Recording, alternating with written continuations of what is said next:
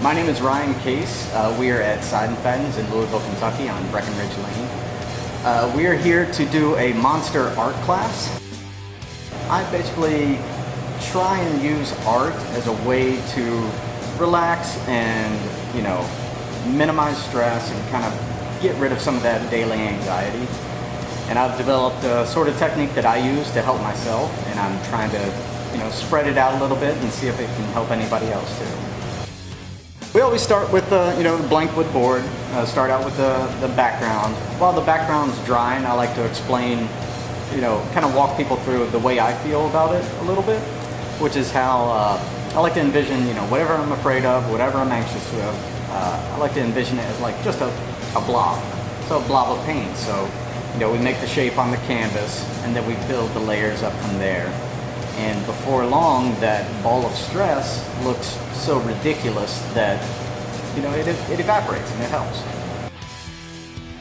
I've been compared to a lot of different artists, but one of my customers said that my art was a good amalgamation of Ralph Steadman's real flowy ink style with like Basil Gogos horror monster posters. I get a lot of inspiration from movies, like I said, music, films. Some characters, when you're watching a movie, they just stick with you, and you just can't get them out of your head. And those are the kind of characters that I like to put down on canvas. Like the Boris Karloff Frankenstein, I've painted that more times than any other subject. Like, it's always going to be my go-to favorite. As a kid, I was always into art. Like, that's all I cared to do. Like, give me a sketch pad and a pen, and you don't have to worry about me for hours. That was everything to me. It was my escape. Like, I was a little weird kid, so I didn't really fit into a lot of the circles that most kids do. So I always kept to myself, and art was always that savior for me. And then for many years, I gave it up. I didn't even touch a brush or a pencil, and I met someone who inspired that back in me, and it's been crazy ever since.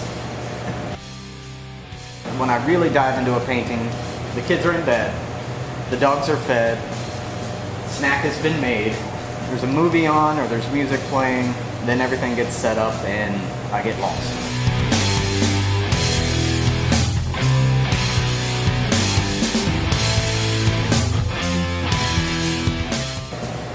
If you're going to be an entrepreneur, especially in the creative field, you've got to learn to adapt.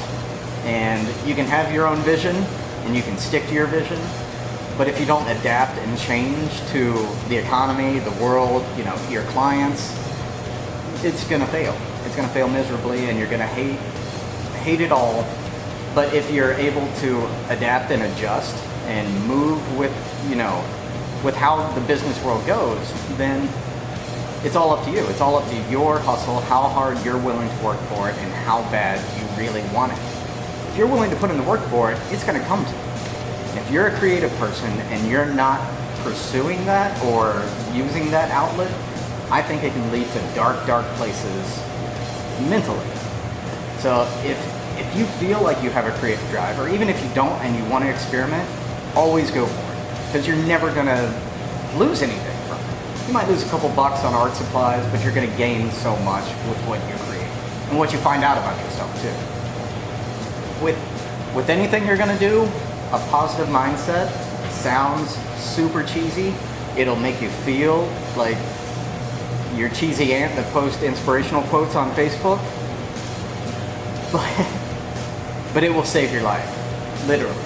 It will get you through those hard times because you know that they will not last forever. So stay positive, go for it, and never give up.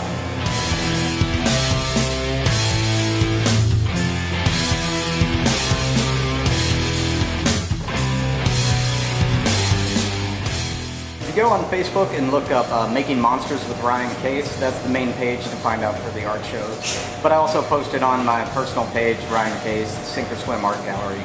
And you can also check out different works on our website. It's sinkorswimartgallery.bigcartel.com.